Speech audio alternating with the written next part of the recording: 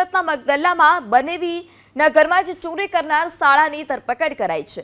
આરોપી જયકુમાર ભંડેરીને એક્ટિવા લેવી હતી, પણ 20,000 રૂપિયા ખૂટતા હોવાથી તેણે બનેવી પાસે માંગ્યા, પરંતુ બનેવીએ પૈસા આપવાનો ઇનકાર કરતા તેણે ચોરીનો પ્લાન બનાવ્યો।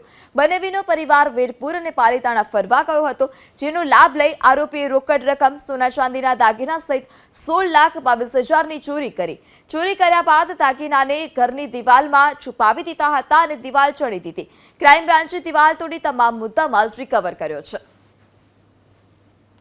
ગઈ તારીખ 11/11/24ના રોજ ઉમરા પોસ્ટે વિસ્તારમાં એક ઘરફોડ ચોરીનો ગુનો દાખલ કરવામાં આવેલ, જે ગુનામાં મગદલ્લા ગામમાં એક અમૃતભાઈ ડાયાભાઈ ભંડારીના ઘરમાં 137.5 ગ્રામના દાગીનાની ચોરી થયેલ, જે કુલ મુદ્દામાલ 5,33,250 રૂપિયાની ઘરફોડ ચોરી થયેલ।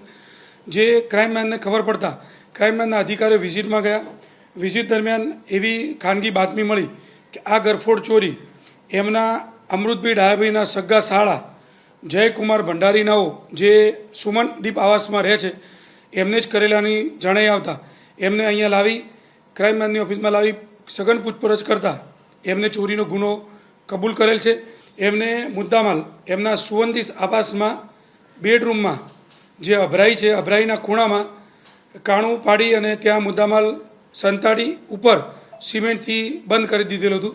જે ક્રાઇમમેનની ટીમ પહોંચતા એમને જાતે આ મુદ્દામાલ બતાવી અને મુદ્દામાલ રિકવર કરેલ છે। જે મુદ્દામાલ ટોટલ 249.78 ગ્રામ એટલે કુલ્લે 16,22,000 રૂપિયાનો મુદ્દામાલ કબજે કરેલ છે।